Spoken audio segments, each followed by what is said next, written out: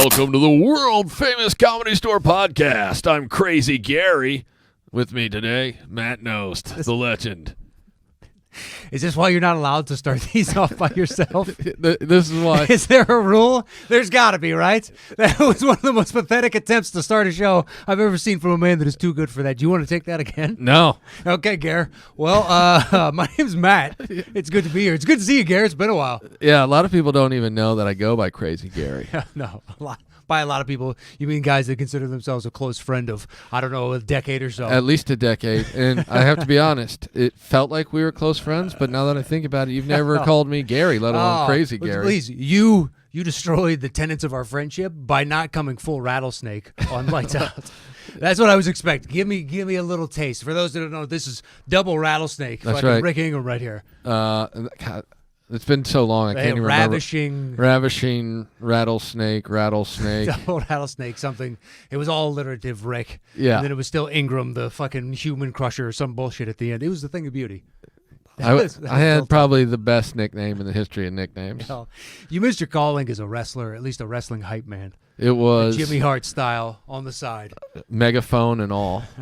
Southern gentleman. He strolled by once when I was here, and he stopped to talk to somebody. I just went over and Hinchcliffe and somebody else, and I was like, I just wanted to shake your hand. I watched you, a ton as a kid, whatnot. He is exactly what you expect.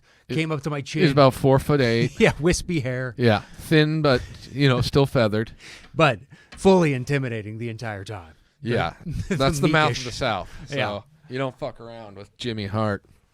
Well, welcome, world famous Comedy Store podcast. I think this is your second time. Mm-hmm. So you did 5 podcasts today, and you obviously wanted to hit the crescendo at the end. Oh, look, I got the text late, and I was like, the schedule is going to line up. If you want me there, I'm kind of in the mood of, my brain is already mush from having talked so much today. Yeah. That it doesn't, I'm just here to have fun. This is the easiest show I've done all day because I haven't seen you in a while, so we catch up, and then they record it and put it out. Yeah, and the other ones, they probably have structure and a purpose. You're doing, it was your Loser. top 10s? Top 10, I did 2 top 10s, which is the movie podcast, whatever the week is, then we do something tailored for the biggest movie that week, or if it's a slow week, you just cherry pick an idea. Right. And on 4.5, 5 years of doing that. And so what were you talking, Star Wars this time? This week's release was Star Wars Battles. I don't know what that means. Star Wars Battles? Just pick, so we've done it comes up. A lot. Because there's you don't want to do it all the time, but there are certain moments where you're like, Solo's coming. We have to do something for it. It's another cinematic release.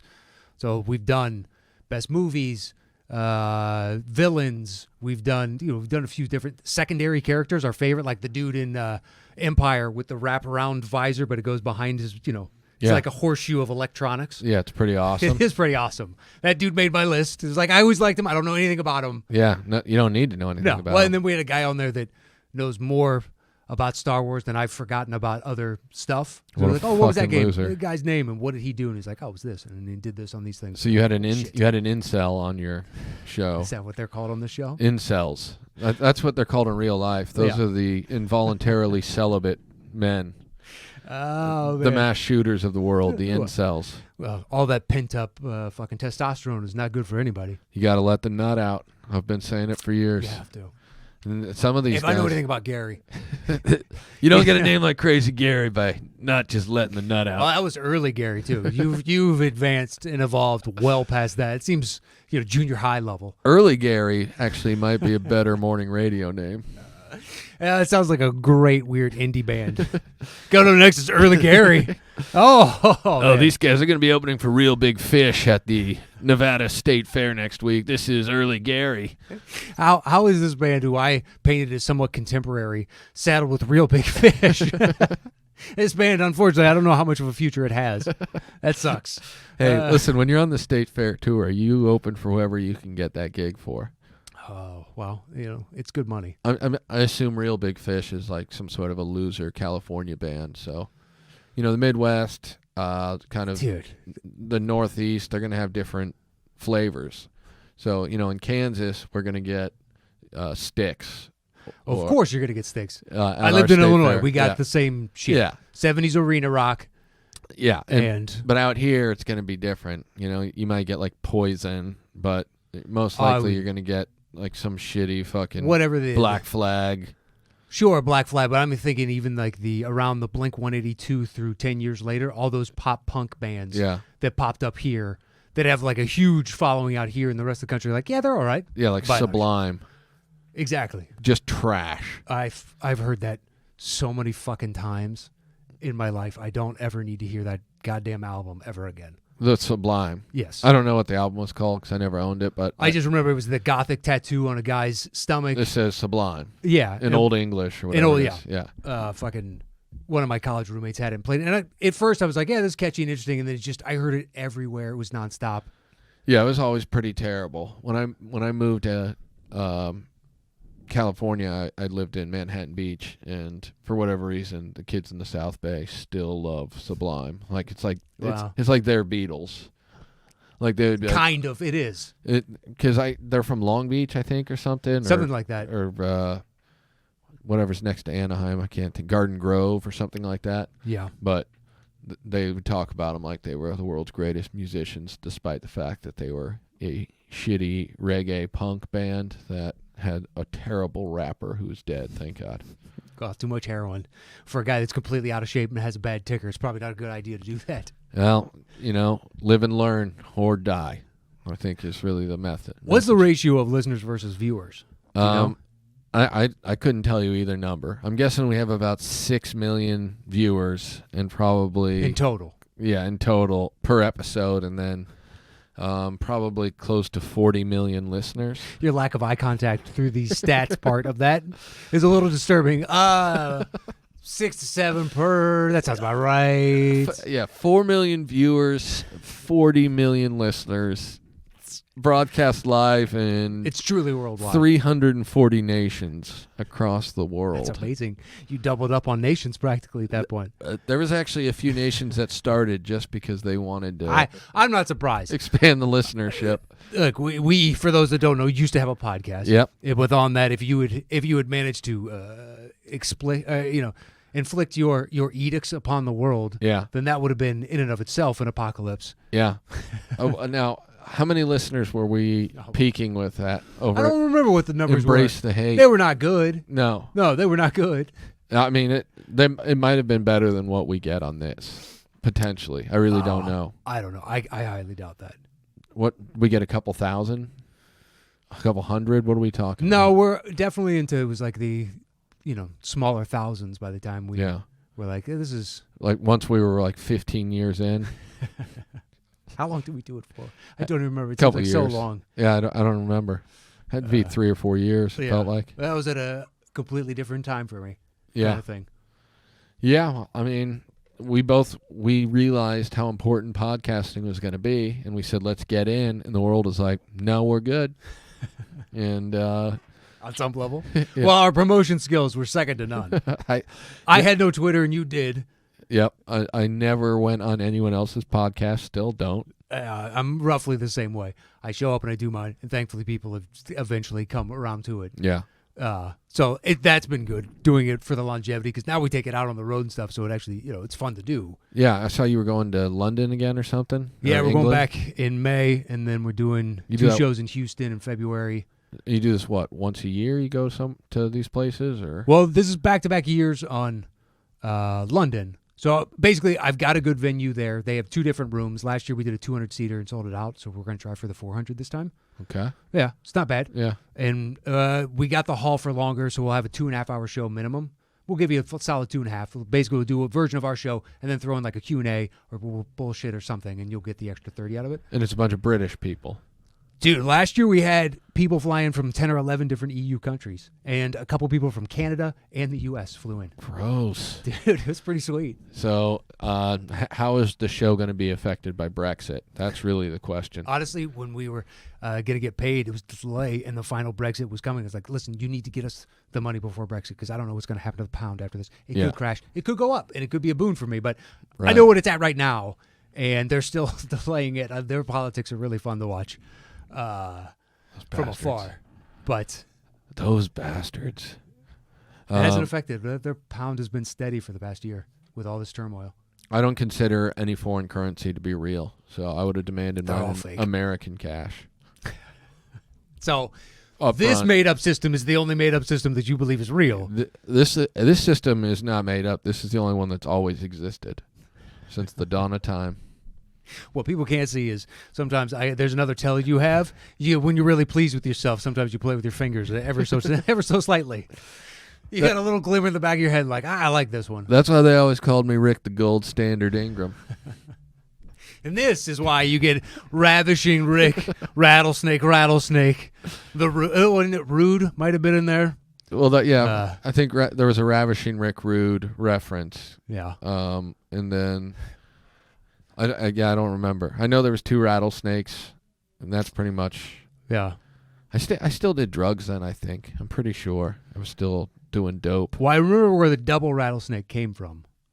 What's that? I don't remember. Over at Pete's place, when we were just sitting in that room. Yeah.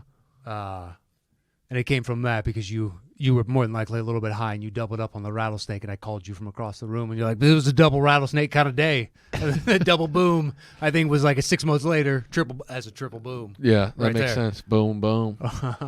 Someone still commented on my Facebook page like maybe 2 weeks ago. It was whenever I did Lights Out, and they wrote boom and another boom. And I was like, damn, that's someone that had to be an old listener. Way back. Yeah. Way back. Yeah. I've been double booming for a couple decades. Look, but you've been doing a lot of things for a long time. Amen. Amen. When a brand new moniker comes into the mix that I didn't know about, Gare, once again, Gare Bear over here. Did you date Laney's sister? I would. I don't know if Laney has a sister that's available, but I've always wanted to get into the Gelber family. You'd be double bearing the Gelbers. Someone who's definitely not a regular here. I've clicked on a link for a show they were doing, and it listed on the thing that they were a regular at the Comedy Store.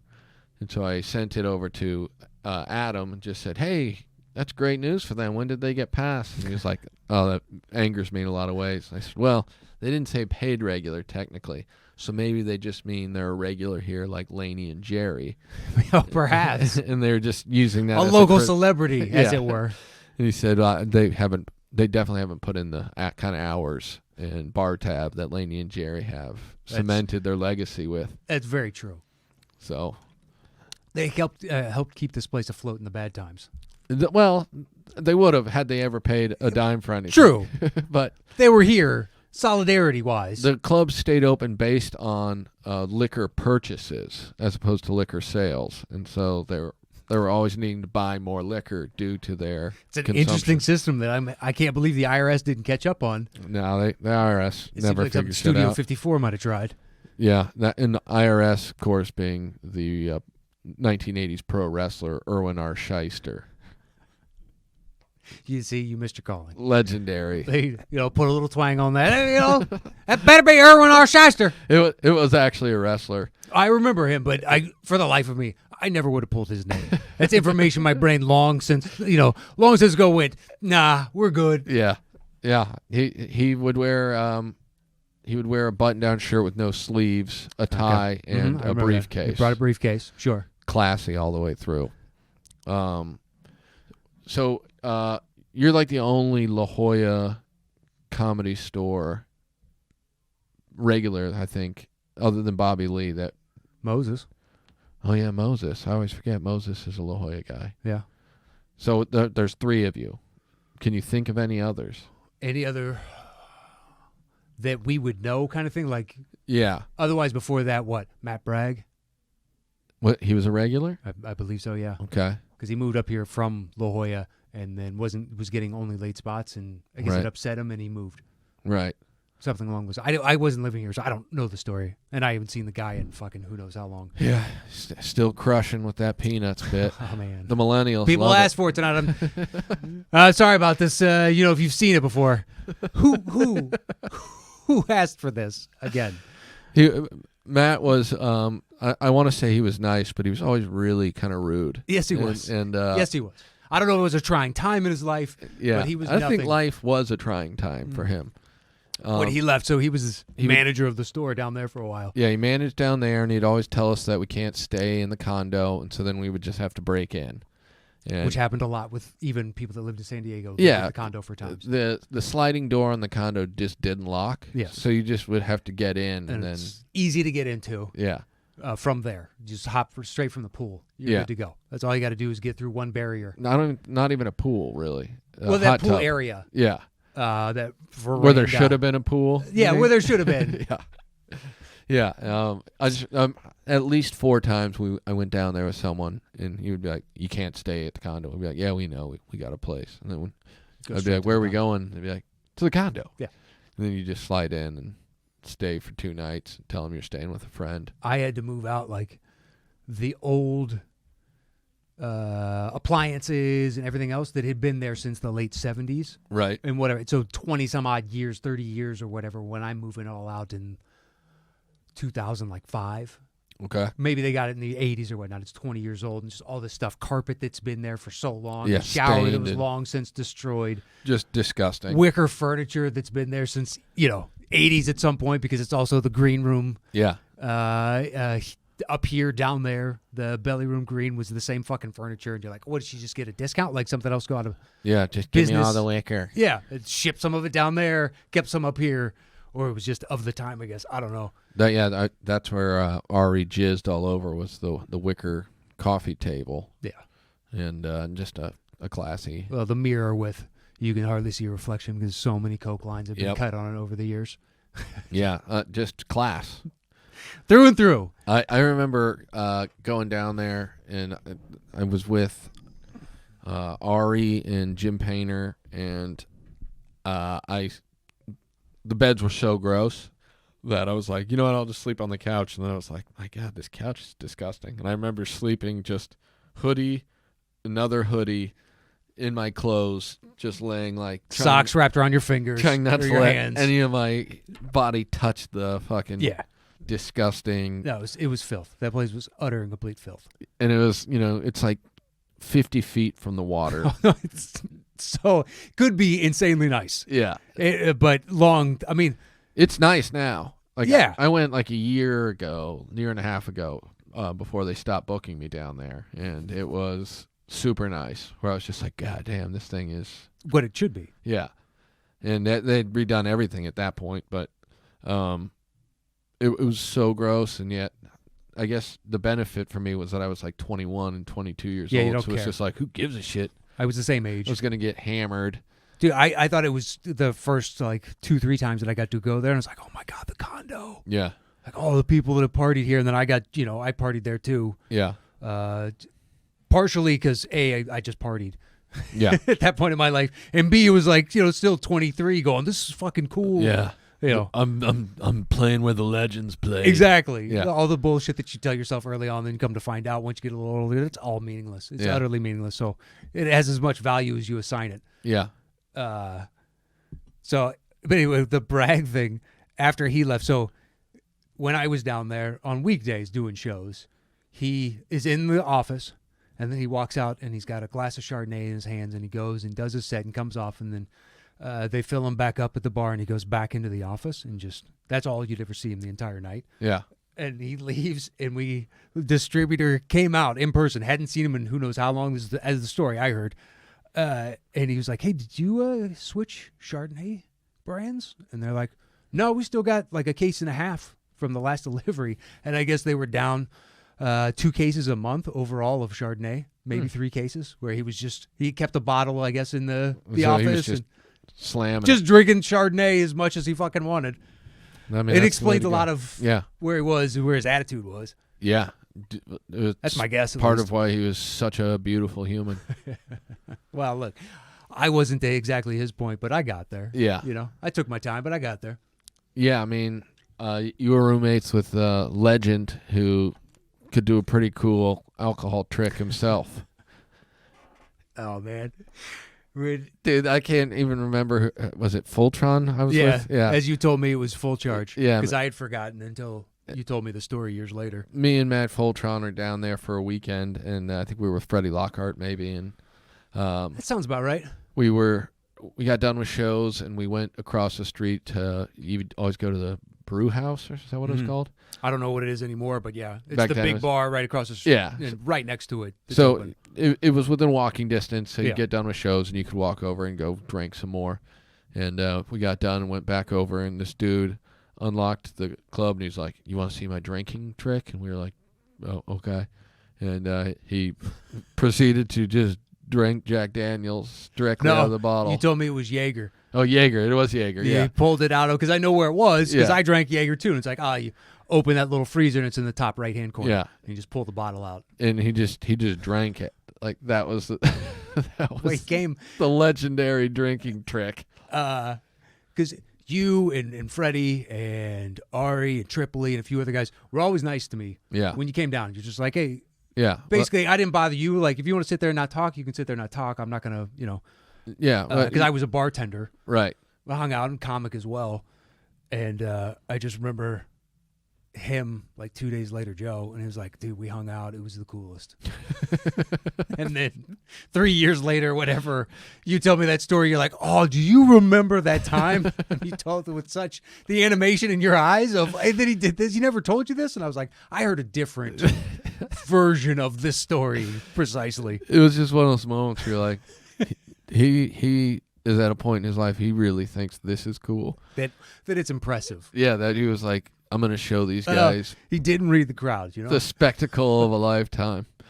And then we were just like, we're going to go. Hang out. I'll probably spend the night here in the club. Yeah, I got to get up early in the morning to work. Yeah, he just And you're like, oh, would crash there sad. drunk and then wake up and answer the phones the next day. Brutal. Yeah. I crashed there a few times. Yeah. Just once, a couple of times it was like for the same exact reason. You just I'm got already in the area. I have a key. I'm drunk. I can't drive. I lost my car at that point. Right.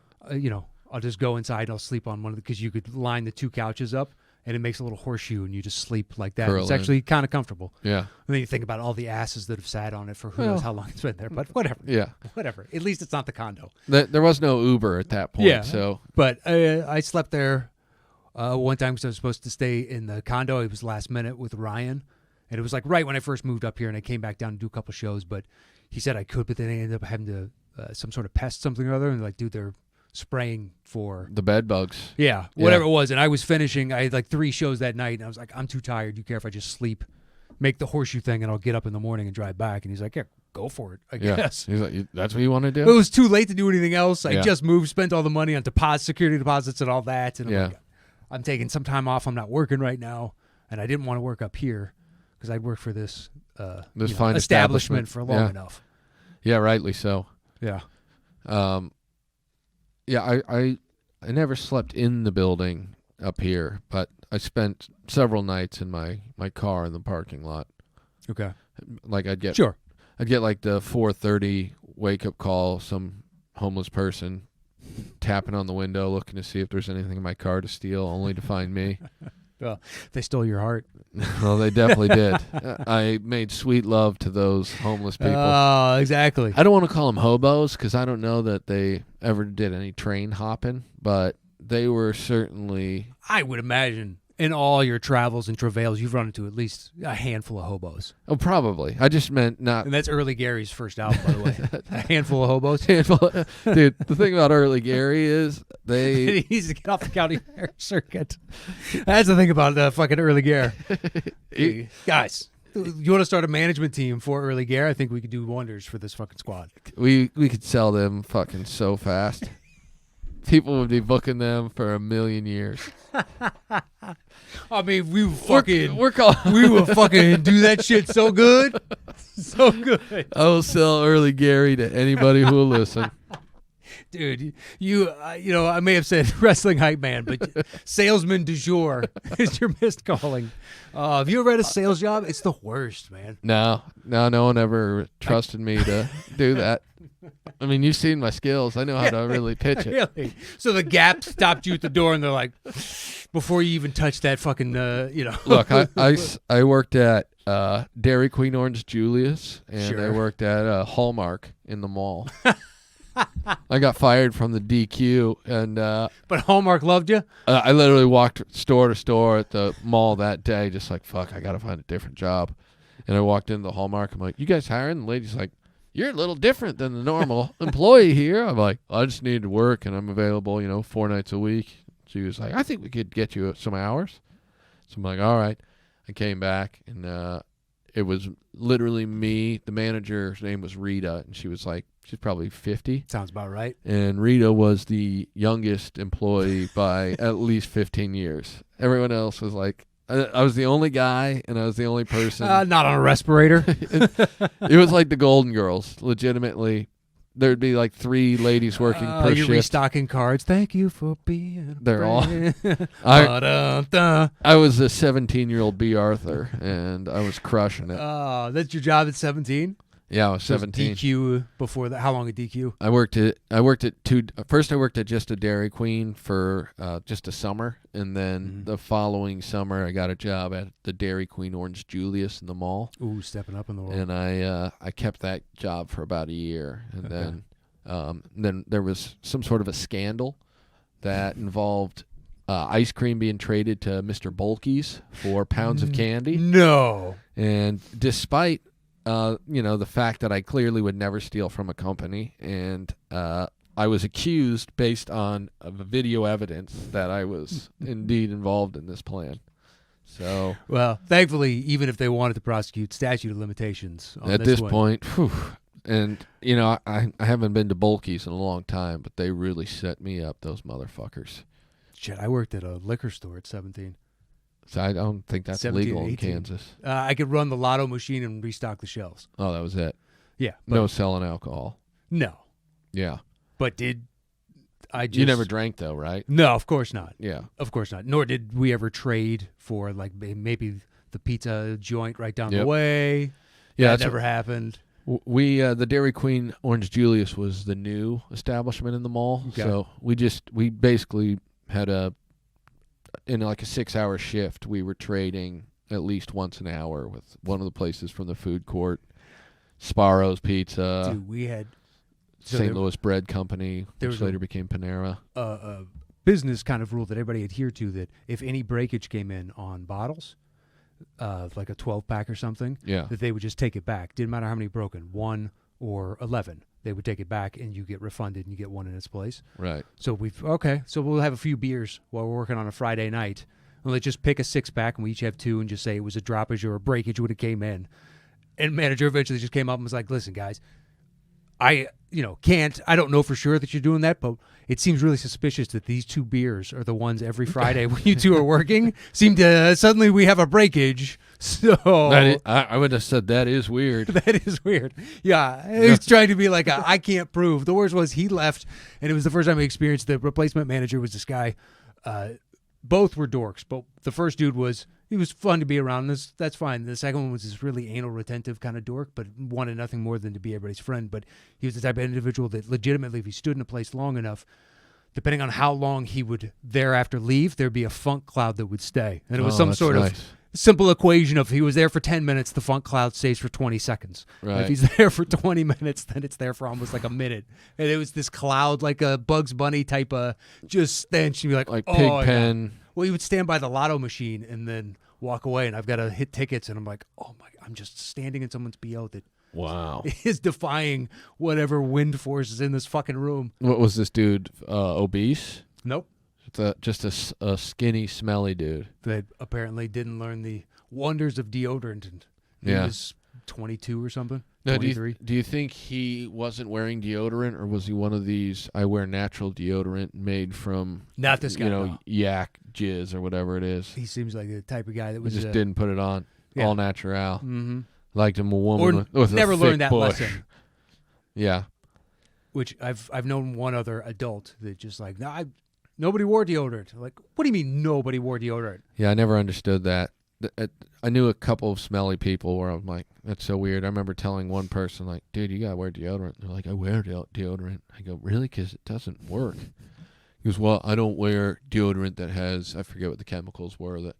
Aluminum oxide or something. Yeah, it's poison. I don't poison my body. I'm like, what do you wear? And he's like, I wear Tom's deodorant. I'm like, Tom's? It's like some shitty. Oh, yeah, I know Tom's. Yeah. I'm like, well, someone needs to talk to Tom about maybe putting some chemicals in his. At least something. It's fucking rank. Put some sort of alcohol, something or other, naturally kill it just like that. And maybe wash your armpits then, 15 times a day. Oh, I remember 15. I remember forgetting to put on deodorant when I was like in 8th grade, and literally second hour just being like, God, it happened to me. Someone fucking stinks. Like 2 months ago. Oh my God. I left the house and I'm like, oh shit, I didn't put deodorant. Like one of those random. Yeah. And I was gone. Like today, I'm out, gone for, I'm not getting home till midnight or whatever, whenever we got out here and got to drive back. Oh, it's not too far. Not compared to your drive now. It's brutal. Loving it. Dude, up there, you. Love me. Kanye. Dude, me and Ye. Drake, I think he's got a place up there by you. Me and Drizzle. I'm out there just, pimping with Kardashians. What do you do there? Are you Terry? I'm Gary Kardashian. Oh, it's still Gary there. Yeah. I figured it would be a new persona. No, I go Gary Strong in a lot of these things. I remember those bracelets. Gary Strong. In Kanye's hood, they call me Wiffle. So that's one route I've gone. Based upon? No, I don't really have any idea.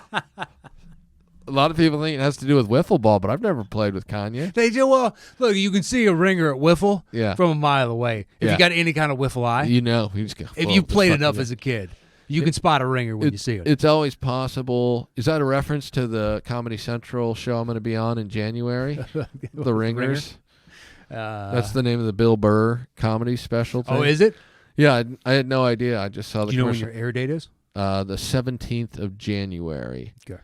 I'm the third of 3 on that night, but but I saw someone posted the commercial. I think Brenton posted it, and it was like, it's like Bill Burr talking. He's like, everyone on this show was picked by another comedian. This is called The Ringers. I'm sitting there like, wait, I don't think wasn't me. True. I washed my hands of this entire proceeding. I thought it was. I'm just like, who is the other comedian? That's so vague. Who is it? Who picked me, Bill? Jeff Altman. Where's the dip? Yeah. This guy is in the where's the dip community. I'm gonna flip you like a cheese omelet. That's all I remember. I hope Darwin Hines is the one who picked me. Oh man, I hate Rick Ingram, man. I really do. I really do. Man, I ain't no omelet, motherfucker. I hate bees. I really do. That's my favorite when he breaks that on. It's not a bad bit, all things considered, but the fact that... The bees? I don't even remember the bees bit. Or maybe that was just Danish making fun of him. That was his go-to. Maybe it just now merged into one memory of... That's how because there was always the house on the hill. Yeah. Your house is on stilts, man. Fucking Darwin Hines. I haven't seen him. Legend. Forever. Polyester jacket, looking solid as fuck. He was kind of the Carl Weathers of the Comedy Store at that time. It's not a bad comp. It is not a bad comp. Man, it's Tommy in the booth, man. I hate Tommy, man. I really do. Hey, Tommy. I really do. Yeah, he pulled the really do hard. That wasn't an exaggeration. He used that phrase so many times. It was fantastic. Yeah. You'd almost get excited. It's like hearing someone do their catchphrase. But inadvertently. Yeah. It was like sheezing before he stopped sheezing. Man, I really do, man. I deserve better spots, man. I really do. Oh, fucking Darwin Hines. I wonder if he still does comedy. He was one of those guys that he was like, there was like a solid 3 or 4 years here where Darwin got spots all the time. And you're just like, how is this happening? Well, we need a black guy. I mean, like, there seems like there's a lot more potential for younger that was a lot comics. Of this place. The stagnation was everywhere.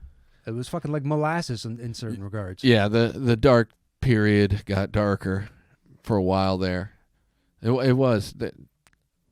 I'll never understand some of the decisions there, but like when he brought in Ian Edwards, that was like the first time that he brought in a new black dude. It was like, oh no, this guy's funny as fuck. And then you finally got to see the other black dudes fade out immediately. Well, we got Ian now. Be like, I'm pretty sure you're not supposed to just there isn't a one do an policy. open replacement. Yeah, 1 for 1. This isn't Walking Dead. Yeah. I just remember in the season 1, black guy died, and then suddenly, last episode, new black guy joins, and you're like, wow, really? So we're just gonna keep this ratio. I can't believe that show is still on. I stopped watching so long. It was so annoying. It's like, this is so pointless. I missed like 3 seasons, probably. You missed nothing. I could tell you the beats of exactly what happened. Well, I saw a couple from this season, and I was like, wait, where's the main guy? Oh, is he not there anymore? The Rick Grimes guy? Yeah. He's gone. He's gone? He's gone. Okay, that's news to me. Yeah, he left the show, and so Corinne informed me he left the show, and now he is going to star in Walking Dead movies. He's like signed on for like 2 or 3 spin-off movies. Man, that sucks. And then his son is dead. Yeah, I knew that part. I didn't see it, but I knew he's dead. And so but now it's like the plot they went with was at some point like 2 seasons ago or 3 seasons ago, they just like basically started anew. Like they just let like 7 years go past, and then it's just 7 years later. And so like his baby or whatever, Yeah, from way back. yeah, is now just like she's like a 10-year-old that now wears his hat around and carries a gun. And you're just like, wait. I go, who's that? He's like, that's I can't remember what the girl's name is, but Something Grimes. yeah. And I'm like, I thought she was a baby, but it's still like, Daryl is he's the star now, I guess. Oh, that makes sense. Him and that other actress that was his love interest were kind of taking fans. Like a season or 2 after I really stopped watching early on. I think I watched 3 seasons. Yeah, I don't know. Something along those lines. And it just they were getting the greatest fan response, and he's gotten a decent career out of it since. Yeah. Good for him. I mean, whatever. Norman Reedus, that's his name. Correct. In one of my least favorite movies in the Fucking history. love Boondock Saints, It's bro. the worst. Dude, It's the fucking the worst. acting is great. Oh my god. The way frat guys loved it in the early 2000s the was great. annoying friend, the tall, lanky guy. Jimmy Pidd, Yeah. the funny guy. I'm a funny guy. Is the worst actor I've ever seen that is allowed to just chew the scenery in every fucking. It's not like the kid in Dazed and Confused that always touches his nose. Yeah. It's the worst. But it's part of an ensemble. Every time this dude comes in, it's I'm a firework and I am terrible. The whole thing is God. The stupid recitation of the poem they have. It's so dumb. It's so dumb. Yeah, I remember someone being like, "This might be the best movie of all time." When I was in college, and being like, "All right," and watching it, being like, "Huh." Yeah, well, that's when you knew. That's cool. We're not friends. Yeah. Because if this is the best movie of all time to you, I'm sorry. Dude, you got to check out this scene again. We know. I just saw it. I don't need. Did you see? I'm gonna rewind it. Did you see the documentary? No, That's great. I didn't see the documentary, and I didn't see the sequel. No, I didn't see the sequel. All Saints Day. Yeah, no, thank you. When that was coming back, I was like, whoever is going to see this is where a mass shooter needs to end up because this is terrible. This is utterly terrible. Back to the incels. Yeah. And Keanu is doing a new Matrix movie. Yeah, they're bringing it back as far as I know. I don't keep up on the news, but I just see everything as it comes out. I don't watch trailers and all that, but I still see tons of movies. Yeah. I haven't seen a movie in forever. Jojo Rabbit and Parasite are my two of the top that you may not have seen this year. I don't even know. Jojo Rabbit? Jojo Rabbit. I don't know what that is. Is this an how much do you film? like to know about movies? How much do I like to know? Yeah, because I give you a general. You can give me all the line. spoilers. I will never see it. Well, probably. I'll tell you this. You might like it. It is from the perspective of a kid who's in the Hitler Youth. Okay. And his imaginary best friend is Hitler. It's funny so far. This is a comedy? A little bit in drama. Okay. But it gets some really good laughs in there. And you see it from Scarlett Johansson's in it. Taika Waititi is the director, and he plays Hitler. The kid, I think, was nominated. You know what? If you're gonna direct a film, you want to be able to play Hitler in it. That's an old Hollywood a chestnut tale that everybody knows.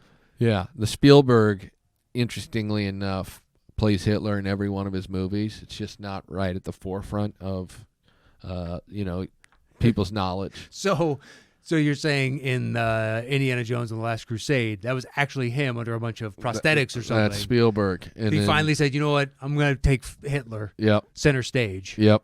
And like in E.T., he plays Hitler. And now, when was the last time you watched E.T.? Because I don't like that movie anymore. I haven't seen it in 20 years, probably. I didn't much like it as a kid. I thought it was all right. It's no Mac in me. Well, what is? I didn't like the E.T. commercial that people were the hyped Reese's about. Pieces commercial. Yeah. Why? Who gives a fuck? So, your childish indifference was that strong. I was just like, what are we doing? I don't want to see Elliot as a man. You know, he's probably. Oh, you're talking about the new one. I thought you were talking about as a kid. No, that Reese's Pieces commercial. I was like, why would you even care as a kid going? No, look at these fucking clowns. No, I'm talking about this new one that came out like a month ago. I don't care. I don't care. No, I haven't seen it in a long time. I imagine the child actors are all fucking terrible. I won't watch it. Yeah. I don't care. Yeah. I've long since made up my mind on that. It's like, unfortunately, we're in the minority if you don't like it. Most people think it's one of his best. And this is like Goonies.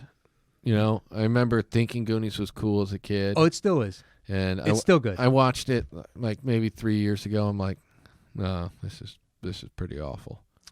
It's very 80s. I think you're, sure. There's like, you know, there's certain nostalgia where I'm like, okay, it's the 80s, but I just can't get over how terrible some of the kids are. That fucking fat kid is the worst. Like, you lost your soul. It died so long ago. This type of thing wouldn't resonate with you beyond a certain age. I don't know. I think it might have been dead by the time I saw Goonies the first time. Well, if you were potentially heckling, which you established you weren't, but now I secretly believe the Reese's Pieces commercial, I think it's entirely possible. By the time Goonies came around a few years later, that thing was gone. By the time Goonies came out originally, I was at least one rattlesnake. I hadn't earned the second rattlesnake badge yet, but I was at least Rick the Rattlesnake. It feels like when there's the, what's your middle name again? I apologize. Alan. Okay, so when the Rick A. Ingram library, just like the L. Ron Hubbard. Yep. That is a quote of yours that's affixed to the wall in some sort of copper. Gets a nice patina over time. Look, people are going to come to that library. That's a fact. If I don't get the kind of following Hubbard got, by the way, do Scientologists celebrate Christmas? Is there any?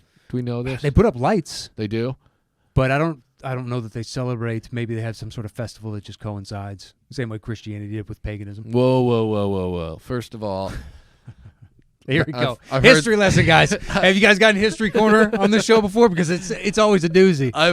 Anyway, Gare. I've heard this theory before about pagans and about Christians changing the holiday to the winter solstice. By the way, not to interject, and I apologize, but I gave a junior version of a certain individual we know that walked in a room where we were at, and just like, dude, Egyptians had electricity. Yeah. They're like, okay. Yeah. Okay. A legend is who you're talking about. Fucking 45 minutes of this. Hey, do you know that? I mean, you know what I mean? And then the other dude, I never noticed he said that until you guys pointed it out. Wow, really? It's a baffling thing to not notice. Yeah, all these years. I think I don't know for sure, but I think that guy might have finally figured out how the aliens were able to give the Mayans electricity without wires. I haven't seen him in a couple of years, but it's been a minute. The last time I saw him, that was what he was discussing, was how they were able to conduct electricity through the ground without wires, and that our technology pales in comparison to the technology of the ancient Aztecs, or the ancient Mayans, whoever it was. He's saying like Machu Picchu area, so that would be Mayans. Aztecs are up in Mexico. I don't want to know anybody who has real knowledge. I only want to know people who've gained knowledge. The Aztecs seem like something that you would just love. No. I'm talking openly slaughtering. I'm talking about this dude. Oh, I don't want to know people anymore who have real knowledge from like studying. I want to only know people who have knowledge from television docu-series that they watched on Sci-Fi and or I don't what's Ancient Aliens on. History Channel? Sadly on History Channel. Yeah, I've never seen it. I've just seen the meme of the dude. Yeah, His hair keeps getting bigger, and then I've seen the Men in Black, and they keep flashing him. It's a different season; it gets bigger and bigger. It's like, okay, Yeah, those are the people I really want to know now. I think anyone, the memers, anybody on top of their meme game, people who have been educated via the World Wide Web are really the important people. Well, an now. entire generation is coming up, so you're doing the right thing to appeal to the masses on the next wave. What do they have a name for their generation yet? I think they're waiting for it. Give it to them, Rattlesnake. Is this Generation Z? I don't fucking know. Which I think there was a shift in one of them. They changed some of the years. I don't have a slice. Fuck. I'm excited. Either way, the future is looking bright. You know? Yep. Good. I don't know exactly what you were expecting of me in that moment. I feel as though I failed you, and I apologize, but the look of sincerity. 38 million people just turned off Don't worry. Watch the this. live feed. They're right back. They're back. Right back. They couldn't stay away. They could feel the siren song Unbelievable. of two random average-looking white guys sitting in a dark room talking. What do you think the odds are of the entire audience of Embrace the Hate tuning in for this episode? Well, Clay. Canadian Clay. I I wonder if that dude's still alive. have no idea. He was a DJ, wasn't he? I think he was a Canadian DJ. Maybe too much MDMA, and unfortunately, checked. Who knows? I think he checked in with you last. I haven't heard from him in a long time. I'm gonna have to look into it. You would think he would have checked in, with you yeah, that's throughout what I'm this saying. entire run. Yeah. Oh, well, apparently, the sickle and hammer are no more in his world. Perhaps he moved on. He found a greater calling. Unreal. We had the most popular podcast in the world for a solid 15-year run. I did enjoy our logo. I was happy with what I whipped up Yeah. with average Photoshop skills. It's like, this is enjoyable. It was literally just the Soviet Union symbol. Yes, we just co-opted. The name Embrace the Hate. It's got a became nice ours. ring to it. Yeah. We only had a few other guests. That was, I think, one of our bigger faults. I don't know. I don't know. I think it to put that much effort into a podcast that probably peaked at about 32 downloads total. Do you want to start like a separate Patreon and we can just put out those old? I think I've got them on an old hard drive. Dude, this is perfect. And just once a week, if you want to get on the Embrace the Hate train, it's like $5 a month, and you can get 4 shows. Yeah, I mean, I think we're gonna be pretty rich once Well, this hits. Thankfully, the 38 million came back, which takes us to 40 Yep. overall. And We that's just one half of. When we just started listening discussing our old podcast, we got an extra 23 million. I was clued in from the booth. I believe I asked this last time, but do you ever check in with your Chinese fans? Listen, after that guy got canceled from SNL, I just stopped talking to all of my Asian listeners because I knew that some white person, some fucking liberal, was going to try and take it out of context. And they don't know. They don't understand the bingai. They don't know what that means. I think for the nice thing, the true Mandarin and inflection, you have to make that kind of lower jaw structure to sell it so they know it's authentic. They're a boa constrictor people. Oh, is that what year this is? It's the year of the boa constrictor? Year of the boa. Son of a bitch. Yep. I thought it was a monkey year, but I was incorrect. I stand corrected this Pretty time. racist, Jay Leno. Keep it to yourself. I don't understand how you combine the two, but congratulations to you. Jay Leno's getting in trouble. Well, he's not in trouble because he's Jay Leno, but For that the big entertainment controversy over the last couple of weeks was America's Got Talent. I think Gabrielle Union was a judge on America's Got Talent. Sure. And they fired her. And part of the deal was that she was mad at one point because they had Jay Leno as a guest, and he made some comment while pointing to like a Asian dance team, a picture of an Asian dance team or something. Okay. About how they Behind the scenes somewhere? Yeah, about how they eat dogs. And I don't know if she reported it or what. I don't honestly know what the context was. I just know she got fired, said they were racist, and then brought up that Jay Leno made a racist joke about Asian people eating dogs, which they do sometimes. And I would imagine that is, irregardless of culture, if famine hits you hard enough, yeah. dogs on the menu. And but yeah, so like I just saw a headline yesterday on I think NBC News was. Or must have been CNN because it was about NBC, about Asian American community demanding Jay Leno part ways, or NBC part ways with Jay Leno. I'm just like, who gives a fuck about Jay Leno? Is he still working? I because he has a name and everything now is a 24-hour news cycle, whether it's celebrity or sports or it's they got to come out with anything they can get their hands on, so it becomes something because it's so absurd. Like we're trying to cancel Jay Leno. I mean, who gives a fuck?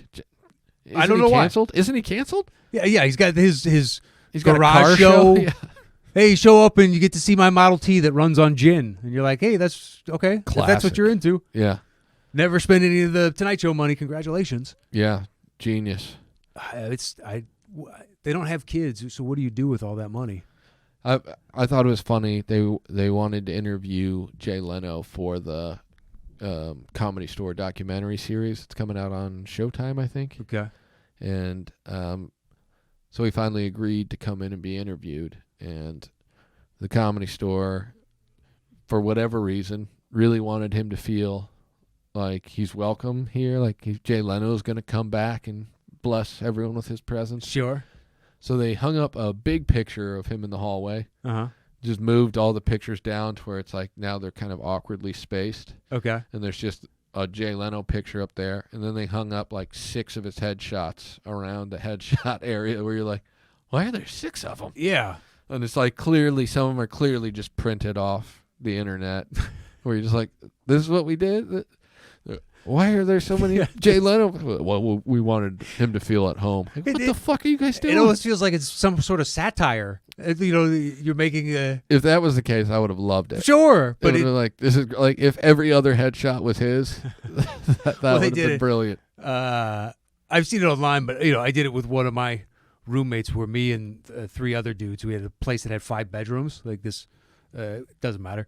And he left, so we printed off as many weird porn pictures as we could and just cut them into small pieces and affixed them everywhere, all over his life. So he's finding them 3 months later on how often do you go through a stack of Post-it notes? And it's just on the bottom of it, and there's an onion coming out of a woman's orifice. I can't remember which one it was. Sure. Yeah, it doesn't matter. Whatever. But it fit perfectly on the bottom of that. I was like, well, that's where this goes. And we just put like 100 of them up there. But yeah, if you did that, you just snuck little Jay Lenos everywhere. And, this is great. It's nice to see I'm still represented around here. Perfect Jay Leno impression. One of the best. You don't bring the arm waggle? The Arsenio? Welcome to the Tonight Show, everybody. It's the show that's tonight. It's changed a little bit since last I saw it. I like it. It's progressed. Yeah. Well, they're always a work in progress. That's the thing with a lot of my characters. That's evolution, You definitely see him on the forefront and cusp of so many different, fingers on all the pulses of society. Well, that's the truth. I feel like now that Jay is being accused of racism, I think it's the perfect time to bring him back into the fold here.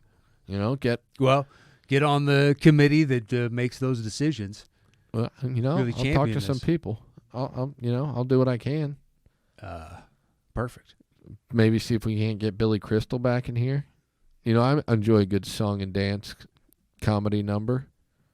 Those are the 2 you're going back for? Crystal and Leno. Sure. The Kings. Sure. Well, the Kings are kings, the upper echelon.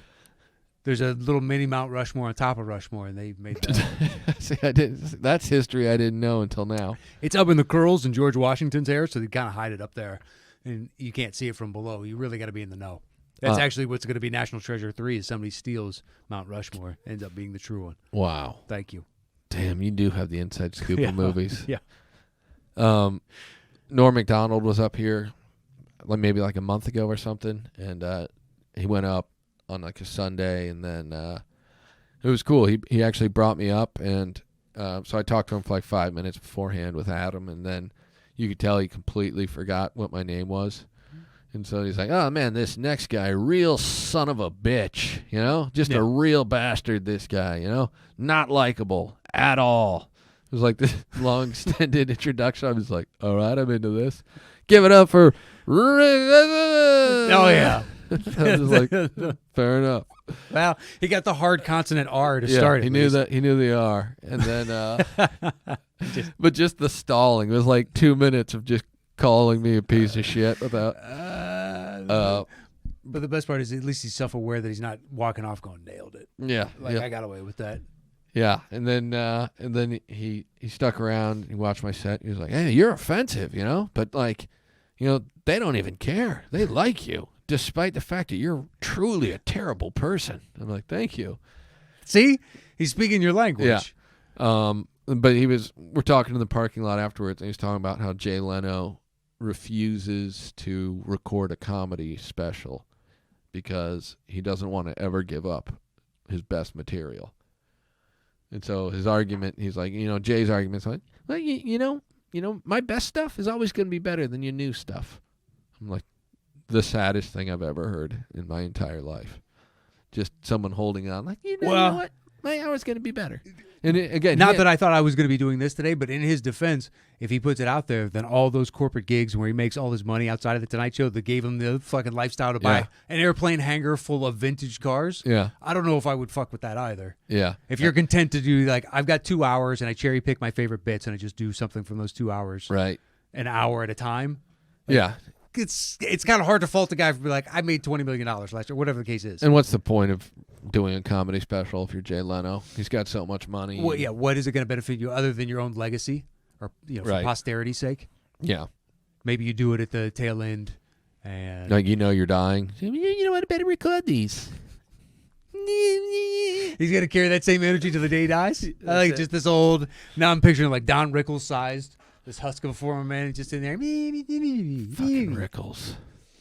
I saw him right before he passed. In Vegas? No, he was playing out here, and Catherine got it for me as a gift because it's one of the few. Him and Regan are the only two I've ever paid for. Okay. Outside of before I started, I went to a couple random shows, and I saw Chappelle. Yeah. Way back when. Well, yeah. You're making good choices at least. Yeah, I mean, it was 2 locals, but Chappelle, I think Chappelle might have been my first show. And then, 2 more, but after that, it's like I've seen more jokes. How terrible was Rickles? It was. He did have one line that seemed genuinely made up in the moment, because he was so taken with it, and you could tell the spontaneity. You could feel the energy of that specific line, right? And the rest of it was like I knew when he brings the guys on to do the Asian racist classic, oldie but a goodie, all the stuff, and like, oh, sir, is that your wife? Ooh. So good. The tried and trues, right? It was nice to see. I guess it's like watching an old band play all their best tunes. Yeah, you're just like, all right. Sure, and I could say that I saw him, but I would love, even 5 years before, he was still walking around and trying to interact, from what I've heard. I did a gig out in Palm Springs a couple of years ago. It was maybe 2 or 3 months after he passed, and I had to do morning radio bullshit out in Palm Springs. They have you do, like, I'm not joking, I probably had to do 20 radio stations over like 4 hours. Jesus. They just have a guy driving you around, and then like out of the 3 shows I did that weekend, the best show had like maybe 20 people at it. And it's like it's a seasonal comedy club that's literally just in Conference Room B at the Indian Springs Casino or something. Quality.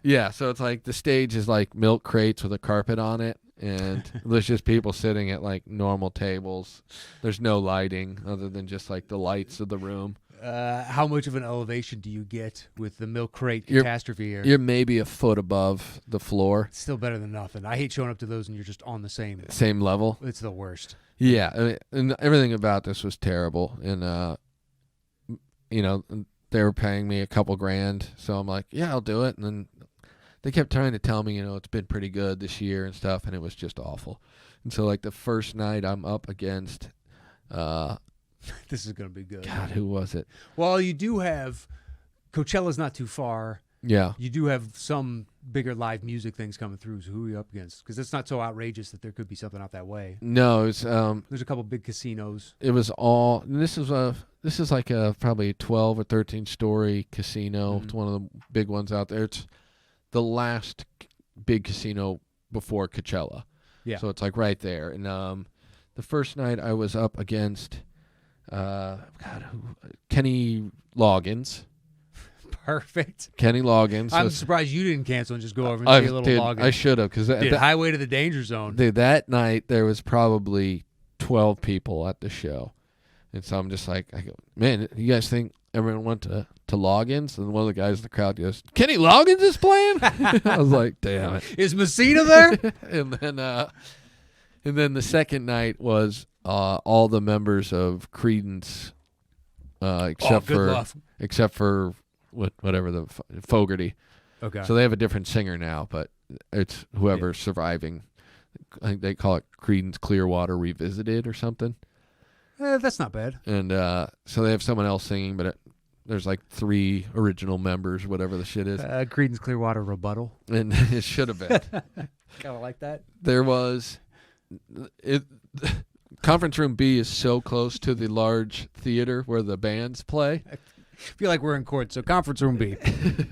Exhibit A is Conference Room B. Dude, during CCR, I'm like waiting to go up, and they had this, I can't remember the girl's name, who was featuring. Really nice black girl. I can't remember what her name was, but there was some like very silent pauses throughout her woke comedy. Mm-hmm. And this is just not a crowd to be doing like woke preachy comedy to. So there's just a lot of silence. It's very Trump country out there. And without a doubt. And at one point you can literally just hear the bass from the concert next door going on. I'm like, oh, that's a good sign. When I walk down to go to the show, and again, there's no other entrance. There's literally just the like I have to walk in the same doors as everybody else. There's no green room. They just set up a table next to the stage. So like if you want to sit at the comics table, you're just sitting front row. Yeah. At the show. But I came downstairs and there was like this huge line leading up to the doors. I'm like, fuck, there's some people here. And then I realized that that's just the line to go to see CCR. Through the upstairs balcony. Going past the front of yours. Yeah, they just walked past, and there was like 3 people actually in line to go to the show. Yeah, I don't think I've ever had anything that cartoonish. Oh, look at all these people. Nobody's coming here. I think one of the worst, I won't say who it was because generous enough to take me with and went and did this big casino out on the East Coast and like flew in, and it was 45 minutes away, so they sent a limo for me and gave me a great room and paid me a ridiculous amount of money. We show up and we walk in. It's this gorgeous theater, and like 11 people showed up, and they sat them kind of close, but they're all spread out. Yeah. And I mean, I was like 3 years into comedy at that point, so I'm not good. Yeah. I'm better than shit, but I'm not good. Yeah. But I had a couple bits that I knew would work no matter what. And I told one that I was kind of on the fence about. It was newish, but I had, feeling it was going to be good. I got Nelson to buy a dude. He went, ha ha, and then just slapped the stage because there were so few people that you could do kind of whatever you wanted. Yeah. Then I had to close out my final 10, and then I think I did 25 to 28. I was supposed to do 30. It was just... Yeah, you're like, what's the point? Oh, keep going. Well, it's a casino, so you got to do a minimum amount of time. Otherwise, you could be in breach. Right. And then the guy that went after me, I assume he did better, but I think it was a rough L for both of us. Yeah. Yeah, sometimes you just take the loss and get out of But after the build-up, the limo picks me up. You're like, this is a sweet gig. Dude, I was dating a girl in D.C., and it paid for me to fly in there first and then fly there, fly back. And I had the limo, and I was like, this is pretty fantastic. See what a baller I am. Exactly. Oh, I'm leaving here to go do a casino. They're sending a limo for me, whatever, and you show up in this immaculate theater, and then 11 fucking people. I counted them from stage as I'm doing jokes that are going dying, dying. Yeah, you got time to count. You got time to do a lot of things. Assess where you're at in life. I had Gordon from La Jolla. Sure, Downs? Yeah, Gordon Downs fucking was opening the show. Okay. And so... At this gig in Palm Springs, and he's just like, so this sucks, huh? I'm like, oh yeah, this sucks. Yeah. But you do it, whatever you got to do. Well, anyway, the story I was telling about Don Rickles was, I'm like at the 15th radio thing that's going on in the morning, and the DJ's like, so I did some internet research on you, and 2 things. One, it says here you opened for Andrew Dice Clay. I'm like, yep. He's like, one of the meanest human beings ever. Like, actually, he was always a really good dude to me. Yeah. Well, let me tell you my experience. I saw him at a gym in New Jersey, And I approached him, and I just said, "Hey, I do radio, and would love to have you on the show." And he literally just turned his back to me.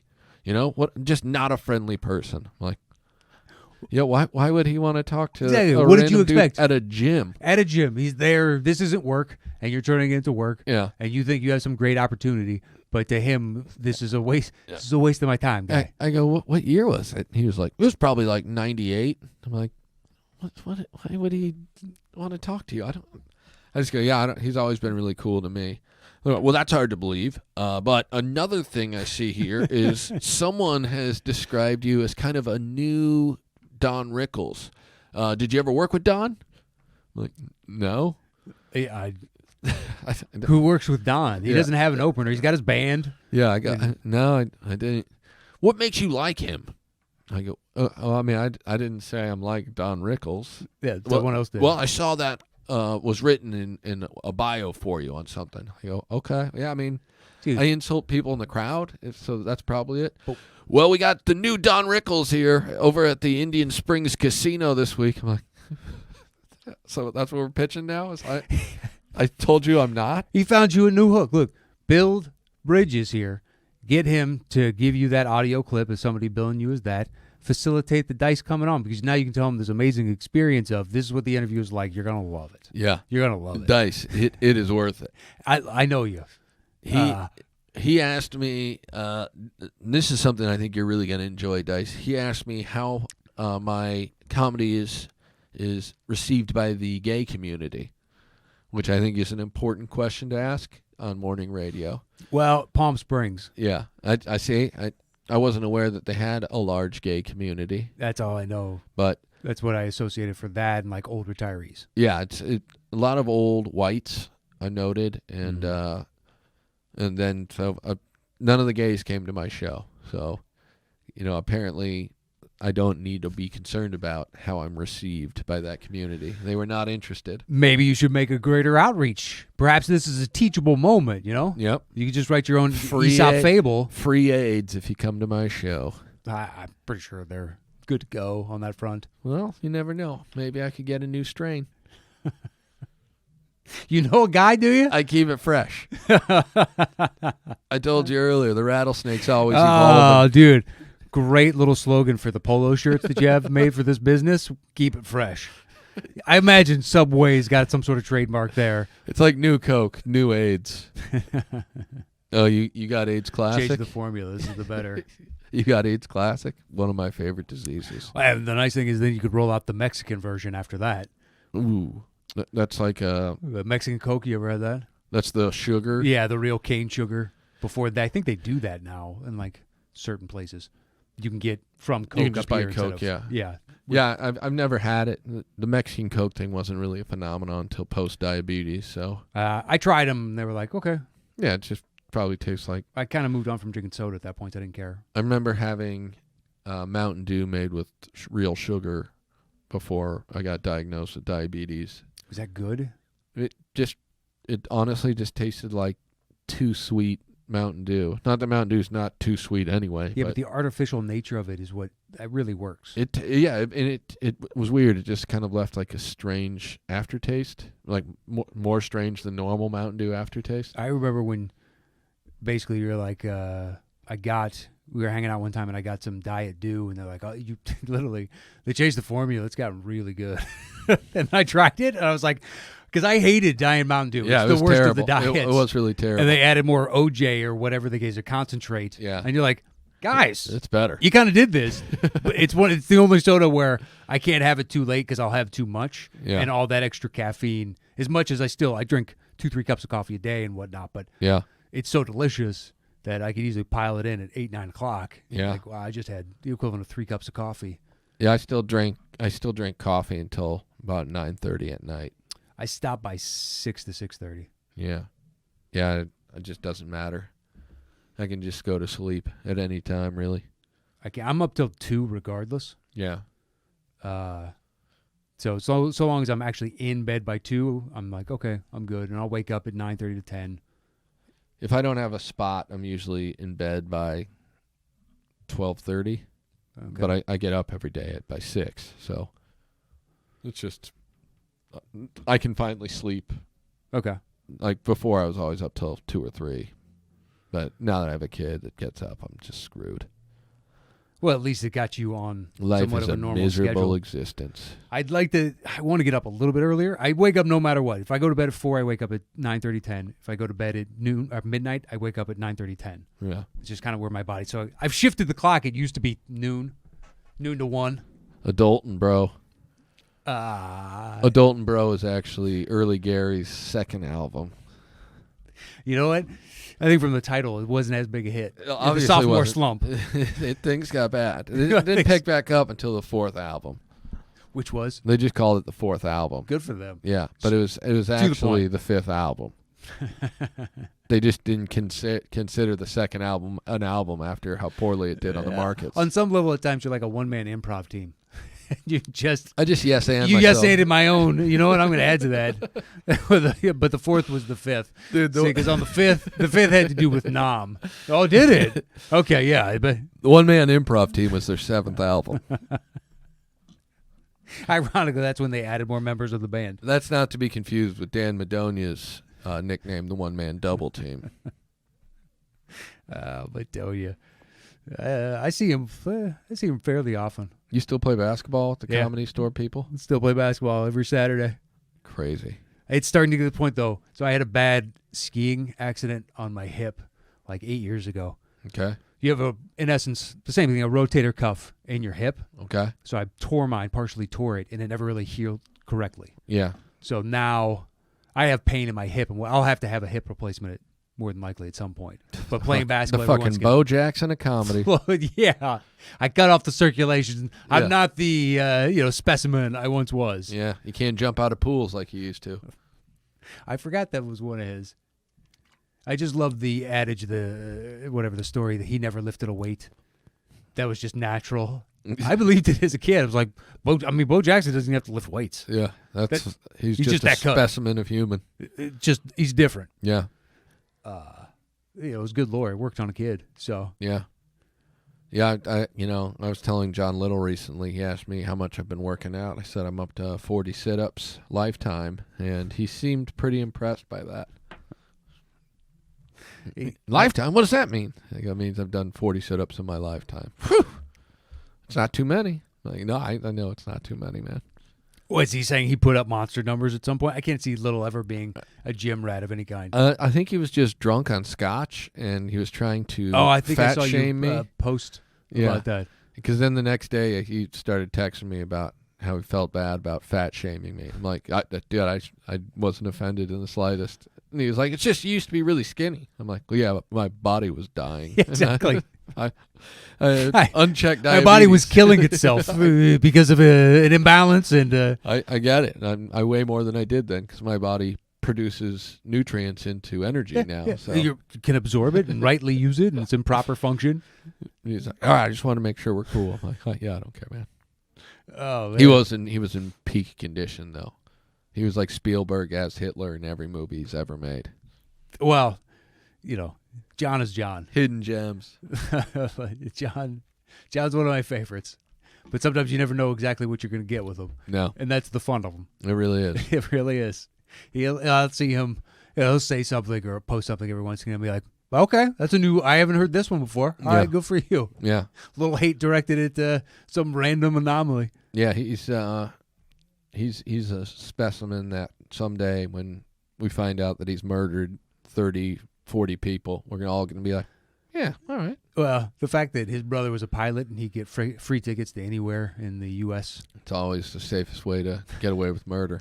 Well, then it's like Murder, Inc. that worked for the mob. Yeah. An unassociated group of hitmen that they were just calling for jobs. They lived, they didn't live in the same city. Yeah. They just farm out the work.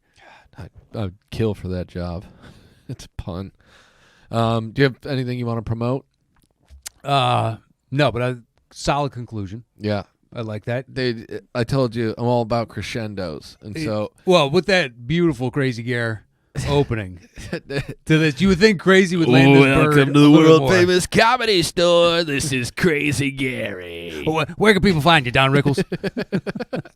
you're going to be opening for Rickles, is that right? At the Indian Springs Casino out in Coachella, California. All gay cruise line through the desert. Wait, it's a gay cruise through the desert? You don't want to know. Trust me, I do. Yeah, it's just a little paddle boat on one of those artificial lakes on the golf course Totally condo things. Totally worth it. They can catch you, Matt Bragg. We're putting a tour together.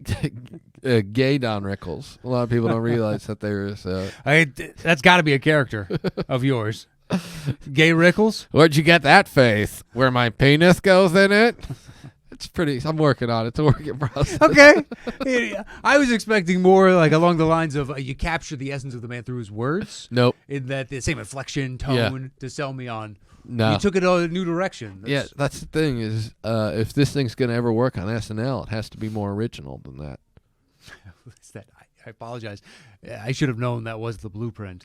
Obviously. There are specific steps ingrained that everybody watching or listening. All 56 million viewers right now know about that. That number's gone up a decent amount.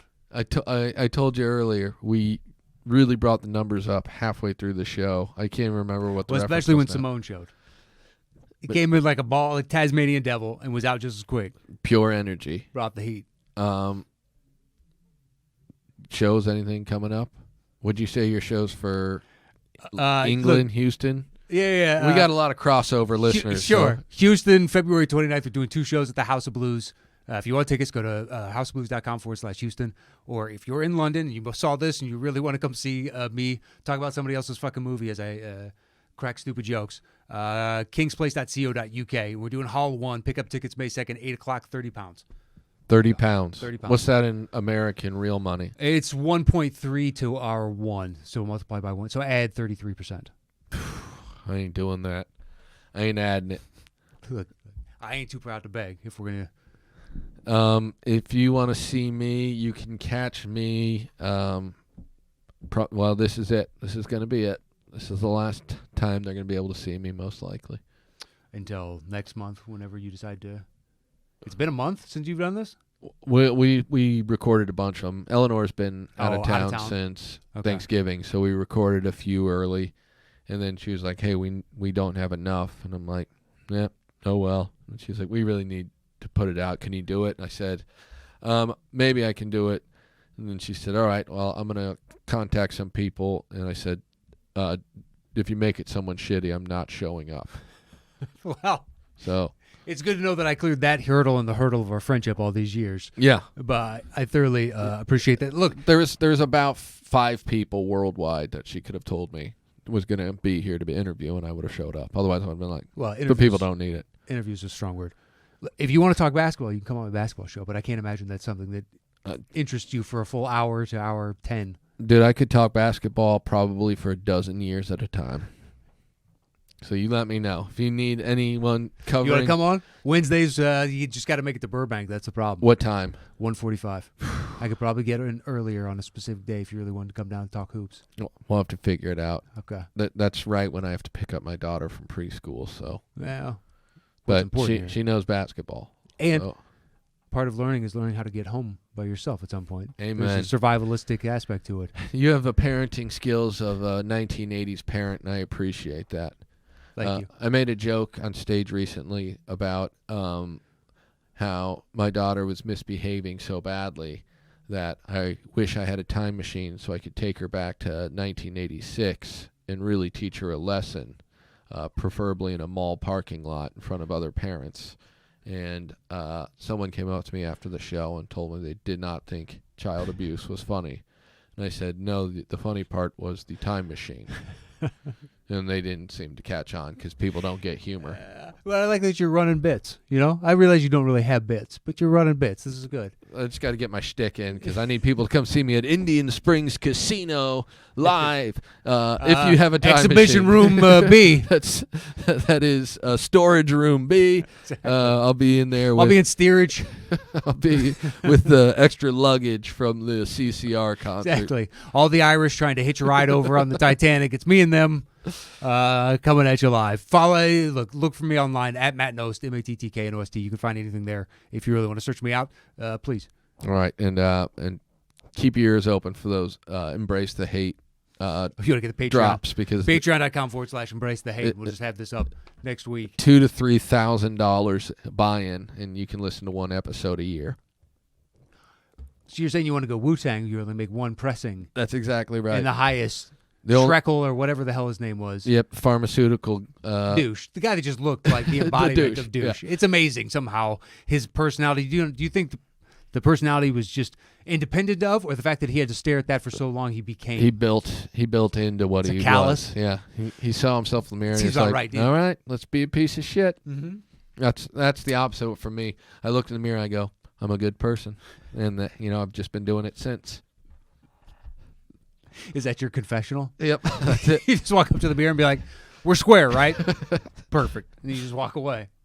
Brett, do you have anything we need to promote? I can't hear him. Here we go. Yeah. I do not. But I think maybe our friend Josh O'Brien, who's sitting here, might have something. Does he have some things that he needs would to love promote? to promote? Would you like to promote anything, Josh O'Brien? Sure. By the way, I would just like to say before we get to that, I think that you looking into the mirror and just deciding you're a good person is called Ingraming. Ingraming is that is the correct term. That is the Smurfy term of human life, because Ingraming means so many things. So many things. It's an onion with untold layers and facets that you never really thought possible. So true. So true. I just got done Ingraming. That's the kind of praise that you enjoy.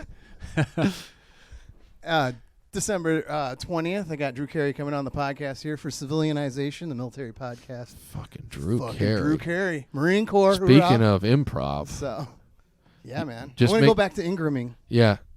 All right, guys. Thanks for tuning in. Write, review. Let us know what you thought of the first episode without Eleanor in a long time. I feel like while Eleanor brings a lot to the table, sometimes it's nice to just get an all-male review, Well, especially when you put it like that. But I'd like to see the notes on what you guys thought of Gary's debut. That's right. This is crazy Gary. Early Gary? Well, early Gary is later, ironically. Strangely enough. Yeah, but it's a reference to before anyway. Yeah, it's complex. Go back. You guys heard it. Yeah, go on MySpace, check out early Gary's newest album, and thanks for listening. I think there's a possibility that Eleanor could be replaced by Crazy Gary. I think it could be Rick Ingram and Crazy Gary present the Comedy Store podcast. Yeah, I think it might not happen, but we shouldn't just discount it. Some people have been requesting it, and I know they're mostly misogynists. They reached through space and time to make that request. Yeah. There's a lot of misogynists out there, and I had to tell them I don't think Crazy Gary's going to do it, because he's got bigger things going on. Yeah, but that's like the old Roman emperor type of thing, or they would you need to do this, and they would say, no, there's got to be someone better than me. And they come at you a second time, and then on the third wave, you're like, I'll do it under these conditions. Right. And then you get exactly what you want. Then you set the standard. Dictatorship that you're so striving for. Fucking Crazy Gary. There's another Ingraming. All right. Thanks for listening, guys. Peace.